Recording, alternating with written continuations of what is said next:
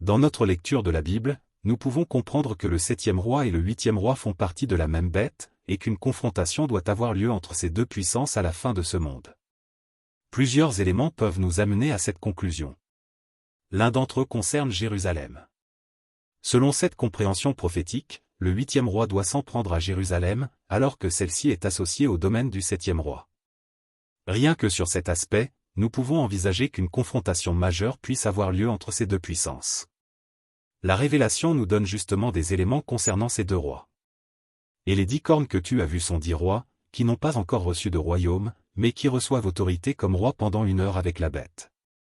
Ils ont un même dessein, et ils donnent leur puissance et leur autorité à la bête. Révélation chapitre 17 versets 12 et 13. Puis le texte précise. Ils combattront contre l'agneau, et l'agneau les vaincra, parce qu'il est le Seigneur des seigneurs et le roi des rois, et les appelés, les élus et les fidèles qui sont avec lui les vaincront aussi. Révélation chapitre 17 verset 14. Lorsque nous regardons l'actualité, nous constatons également l'existence de deux grands ensembles géopolitiques qui s'opposent de plus en plus, d'un côté, les puissances occidentales, et de l'autre, les puissances qui cherchent à s'en affranchir ou à constituer un autre bloc. Nous ne pouvons évidemment pas affirmer que les événements actuels constituent avec certitude l'accomplissement de ces prophéties.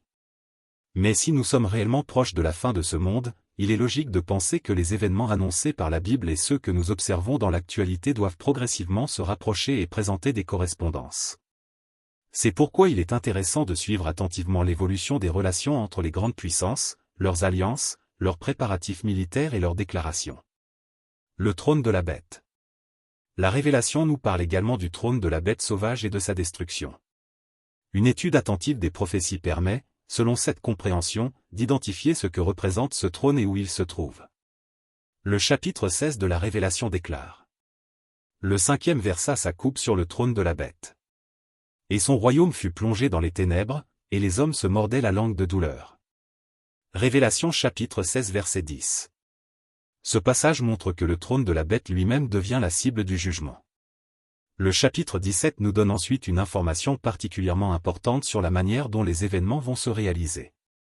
Car Dieu a mis dans leur cœur d'exécuter son dessein et d'exécuter un même dessein, et de donner leur royaume à la bête, jusqu'à ce que les paroles de Dieu soient accomplies. Révélation chapitre 17 verset + 17. Ce texte montre que Dieu peut utiliser les décisions et les actions des hommes pour accomplir son dessein prophétique. Les hommes agissent selon leurs propres objectifs, mais leurs actions peuvent finalement contribuer à l'accomplissement de ce que Dieu a annoncé. Être attentif aux préparatifs. Nous devons donc être attentifs à ce qui se prépare dans le monde. Il faut observer les événements, écouter les déclarations des dirigeants, suivre les alliances qui se forment et regarder les préparatifs militaires des différentes puissances. Mais il faut surtout comparer ces événements avec ce que nous dit la Bible. Si nous sommes réellement proches de l'accomplissement de ces prophéties, certains de ces événements devraient progressivement devenir visibles. Et nous pouvons constater aujourd'hui des évolutions qui méritent d'être observées avec attention. Il ne s'agit pas pour autant de tirer des conclusions définitives à partir d'un seul événement. Chaque prophétie doit être étudiée dans son contexte et comparée avec l'ensemble des Écritures. Dans chacun de mes posts, je ne présente généralement qu'un ou deux éléments. Cela ne suffit évidemment pas à comprendre l'ensemble du raisonnement.